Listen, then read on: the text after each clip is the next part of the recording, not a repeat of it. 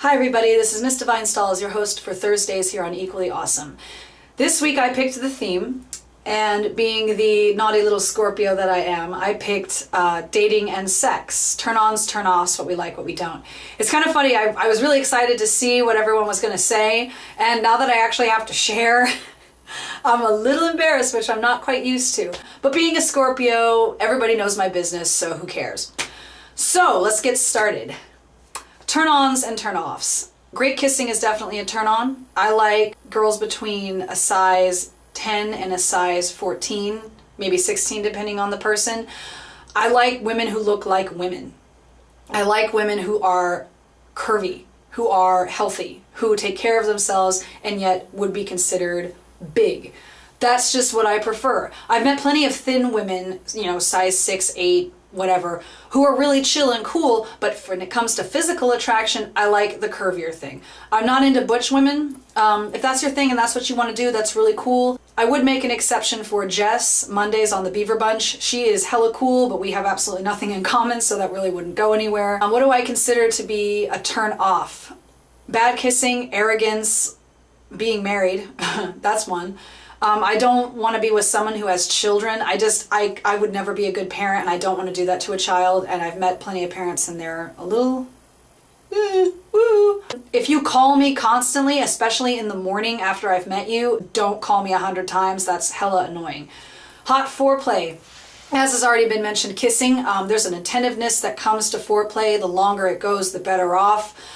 I like about 20 to 30 minutes of foreplay if I had my choice. Foreplay can be anything from hugs, kissing, massage, foot rubs, stroking my hair, pulling my hair. If you're gonna pull my hair, and this is also along the lines of fetishes too, grab it from the back, right at the nape of the neck, and pull as hard as you can, or from the crown and pull. Don't do this, ding ding. That's like, little Johnny sitting behind you in the 4th grade pulling on your hair and then sticking it in his rubber cement. Okay, that's annoying, but that's hot. Try it, you'll like it. Best date, it was with a girl named Catherine. She was super awesome and had everything I was really looking for in somebody physically, emotionally, mentally.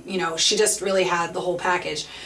We had a really awesome time and a really great date. The sex was fantastic, but then I didn't hear from her for the rest of the week and I kind of gave up on it. I asked a friend of ours, a mutual friend, what happened to her and if I had done something wrong, which is a little high school, but I didn't know what else to do. She didn't return my call. So he said that she had gone back with her ex, who she had just badmouthed to me a little bit during the date, and decided to not only get back together with him, but have another one of his kids. Fantastic. Worst date. This will go along the lines of turn off. I don't like blind dates in particular. I don't like dates, but I don't like blind dates in particular. And I decided, what the heck, I'll put out an ad and see what happens. I got a response from somebody who described themselves and they seem pretty chill, so I thought, give it a shot, we'll just go for coffee. If it sucks, I'll just go home. Well, not only were they not feminine at all, they were quite unattractive. And I hate to say that because it does sound so shallow, but sorry, wasn't my cup of tea. And she was really weird. She was really into the occult scene and the polyamorous scene, neither of which I particularly enjoy, but some people do. That's cool if that's your thing. She believed in a lot of mysticism. She believed that there were rods of energy between you and another person, or you and a group of people, and that those rods of energy could be used to take your soul, as she put it, and fling it around in the air. She talked ad nauseum about her ex and yet insisted that she was very independent and didn't need anybody to make her happy. Clearly that wasn't the case for this girl. And being the overly ambitious giver that I was, I decided to take her home and see what the heck. She proceeded to tie me up to my own bed and put hot wax on my back, which really hurt. I don't particularly like being vulnerable. I am a top, per se. So when it was my turn to tie her up, I just dumped that shit on her back and burned the hell out of her back. And I don't feel bad about it, not one little bit. A deal breaker for me, bad kisser, have kids, isn't gay, isn't bi, isn't out, and is pretty butch. Sorry, not into it. Do I believe in love at first sight? Hell no, girl! Sight is based on sight. That person could be a total D-bag. What the heck? Have I ever been in love? Yes. Do I want to be in love again? That experience was so bad and so destructive that at this point I'm going to say, not right now. I would be open to it, but the situation has to be spot on.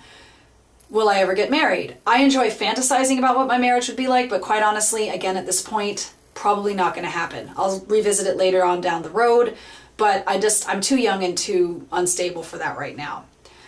Having funny sex stories. I don't know how funny this necessarily is, but word of advice, never have sex with a meth head because their eyes are as red as my towel. Really freaky. So Bob, thank you so much for being a part of our channel. We're really going to miss you and look forward to seeing you on your personal channel. If anyone's interested in joining Equally Awesome, please feel free to message any one of us or message us here on the channel, and we'd be happy to get back to you and check out your videos. And Matt, I look forward to seeing you tomorrow. Play safe. Safety first, then teamwork.